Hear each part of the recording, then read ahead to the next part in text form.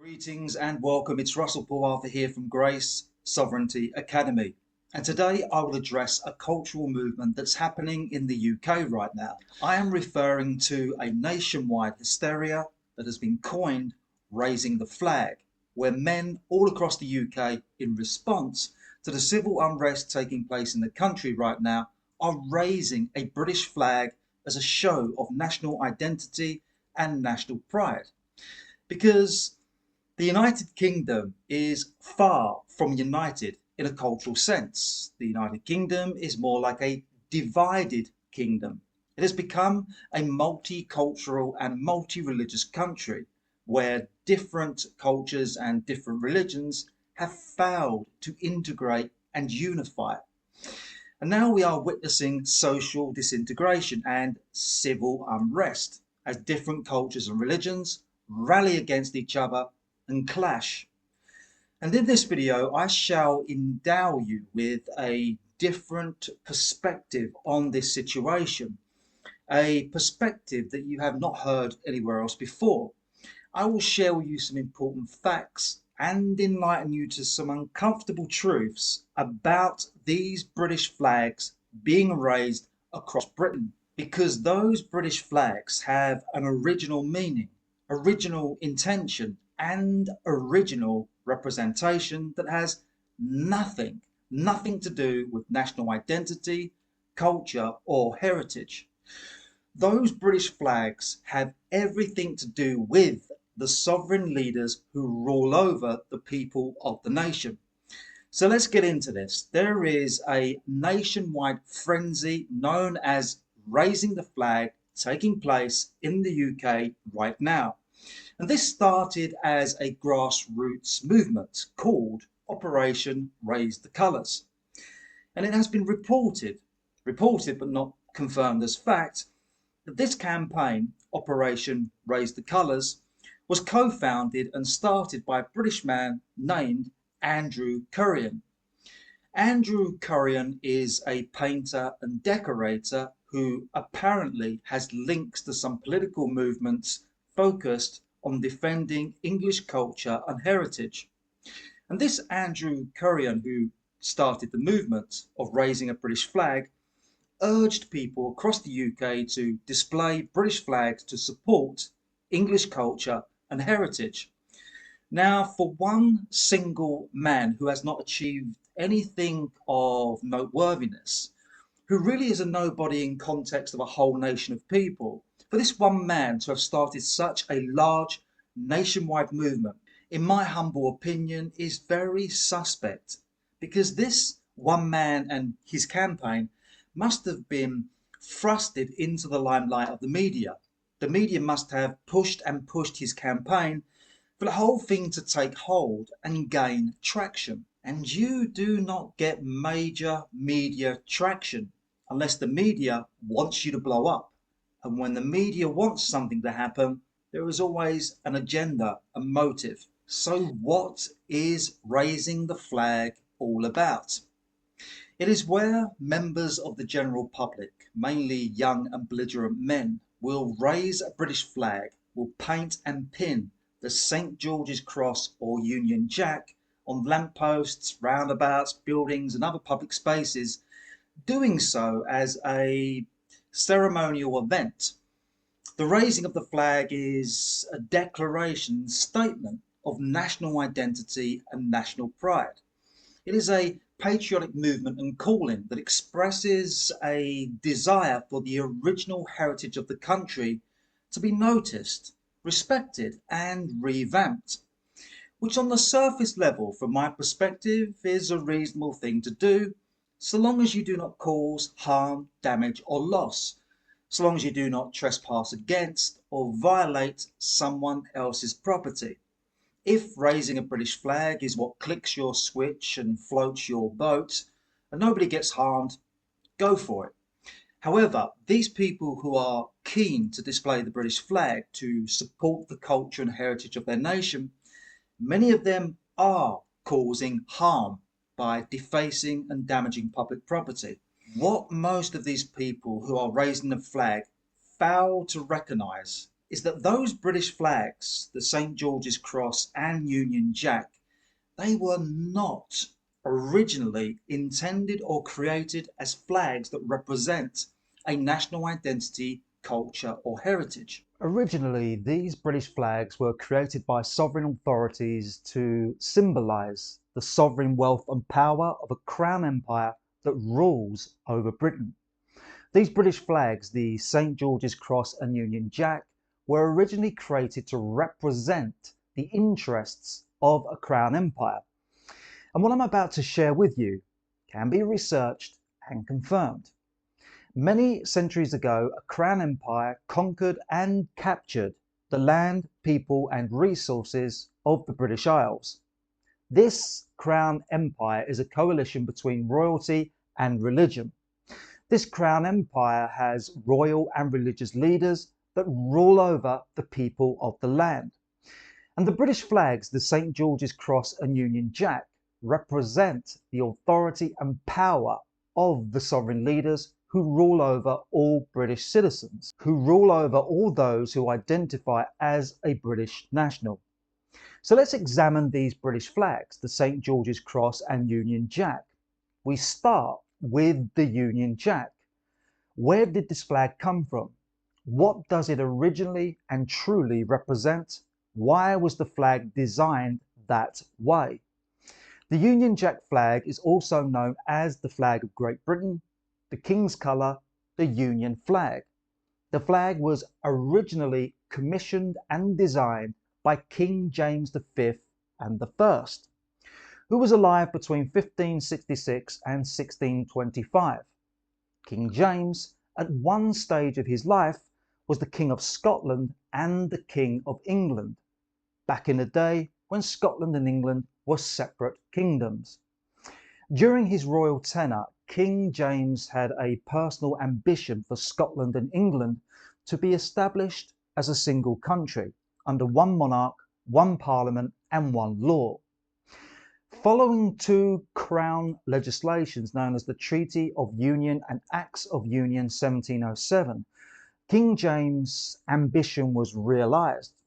England, Scotland and Ireland formed a union, formed one nation state known as the Kingdom of Great Britain. The Union Jack was designed and created to represent this new state known as the Kingdom of Great Britain.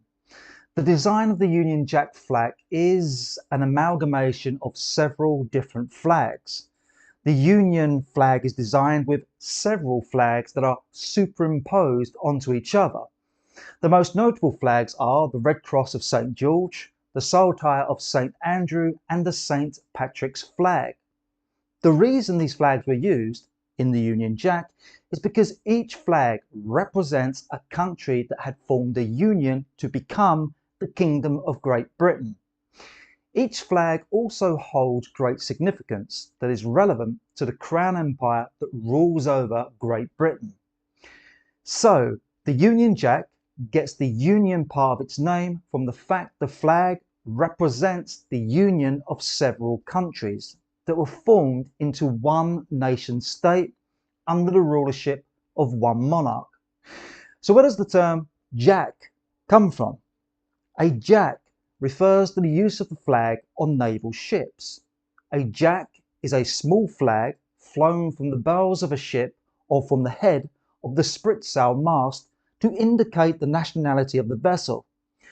Now let's turn our attention to the name Great Britain. Great Britain is the name of a nation state. If you have watched my other videos, you will know that a nation state is a corporate legal structure. Great Britain is the name of a crown corporation sole. A crown corporation sole is where a single monarch or sovereign who is part of a crown empire has incorporated the land, people and resources into a corporate legal structure where the land, people and resources are contained and controlled as a crown commonwealth. This means what you say is a country, Great Britain, is actually a corporation sole. It's actually the name of a corporate legal structure that contains and controls the land, people and resources of the United Kingdom. It is a sovereign body politic governed by the rulers of a crown empire. There are supreme leaders of the state who call the shots at the top, and everyone else who is positioned in a pecking order of status, standing and capacity. They follow the orders of the leaders. They serve the interests of the crown. And so when the Union Jack flag was created, it was created to represent a newly created state of land, people and resources that is ruled over by a single sovereign monarch. The Union Jack was not created to represent a British identity, culture or heritage. Now, over the years, the name of the nation has changed. We have had the Kingdom of Great Britain. We have had the United Kingdom of Great Britain and Ireland. And now we have the United Kingdom of Great Britain and Northern Ireland. Each name change has been a restructuring of the Crown Commonwealth, the restructuring of finances and debt, the restructuring of authority and interests. But ultimately, the nation state is a Crown corporation's soul. It is an interest of a Crown empire that has claimed and controls the land, people and resources of the UK in a hierarchical structure of top-down rulership, where the nation is ruled over by royalty and religion. Now let's examine the St. George's Cross, also known as the Cross of St. George. This flag design has a red cross on a white background. This flag originates from the late Middle Ages and has become associated with a saint known as St. George. St. George was a military saint. St. George was awarded the title of saint for his effort as a religious crusader. A religious crusader was a soldier and warrior that served the Crown Empire. A religious crusader was someone that went to war to cause death and destruction in the name of religion. A religious crusader is someone that invaded other lands on behalf of religion, using brute force to capture and control the land and convert the people to a religion. Religious crusades have been going on since the days of the Roman Empire, the Holy Roman Empire, and eventually the Roman Catholic Church. Back in the Middle Ages, the flag that was being used by these merchants of death and destruction was a red cross known as the Jerusalem Cross. The Jerusalem Cross was a standard and emblem used to identify the coalition between royalty and religion. The Jerusalem Cross was the same flag motive that was used by William the Conqueror, who invaded and conquered the British Isles after the Battle of Hastings in 1066 AD. William the Conqueror was granted permission to use the Jerusalem Cross by the Roman Catholic Church, where the reigning Pope at that time approved and blessed William's crusade to capture the land, people and resources of the British Isles. This Jerusalem Cross is also the emblem for the Knights Templar. The Knights Templar is a religious order, an organisation of crusaders that was ordained by the Roman Catholic Church. And the Knights Templar formed the City of London Corporation, where the City of London, the square mile of central London, also known as the financial district of London, is actually a foreign territory that is not part of Great Britain, that is owned and controlled by the Crown Empire. And if you do your research, you will come to know that the Crown Empire that rules over the British Isles today is a coalition between European royal houses and the Roman Catholic Church, which is also known as the Holy See. If you care to do any research, you will find that the St. George's Cross is not just symbolic of Britain. The same flag with the same colours has been used throughout history to represent different crusades that took place across Europe, Americas, Africas, Mediterranean and the Middle East. The religious cross is an ensign that is used in many flags in many European countries, All the Nordic and Scandinavian countries have a flag with the religious cross. Many countries in the Mediterranean have a flag with the religious cross. The religious cross represents the Crown Empire, represents a coalition of royalty and religion that rules over land, people and resources. And so these British flags that are being raised in the UK, the St George's Cross and Union Jack, these flags represent a sovereign body politic, a corporate legal structure of a nation state that is owned and controlled by a crown empire that has royal and religious leaders who rule over your life as a citizen of the state and a subject of the crown. And while yes, there are factions of men caught up within a nationwide hysteria of raising the flag as a symbolic show of national identity and national pride, the reality is that these people are raising the flags of a crown empire that has captured and controlled their life into a system of top-down control. These people are raising the flags of a crown empire that has allowed the United Kingdom to become a divided kingdom. These people are raising the flags of a crown empire that has utilized mainstream media to promote, manipulate and influence social division and disintegration of opposing cultures and religions. The leaders of this crown empire, they want cultural division. They want you divided and fighting against each other. It's the oldest play in the book of rulership, divide and conquer. If you as a leader of a nation can get the people warring against each other, while their attention and energy is focused on an enemy over there, you can continue ruling over here. In response to the people who are divided and warring, you can implement more laws to remove more freedoms and rights and assert more control over the people. The people who are raising those British flags with the intention of showing national identity and pride, they are also unknowingly raising those flags in support of a crown empire. They are unknowingly saying, yes, I am part of the establishment. Yes, I am proud of the establishment. The establishment is the ruling class of a crown empire. This is the same establishment that has created the mess of social division and social disintegration that has led to civil unrest in the UK. However, raising a British flag will not do anything to change the current situation. Raising the British flag is nothing more than a national outcry. Raising a flag is not a solution. Raising a flag is not going to end the cause. The cause of social division and disintegration in the UK has happened because different cultures and different religions have failed to integrate.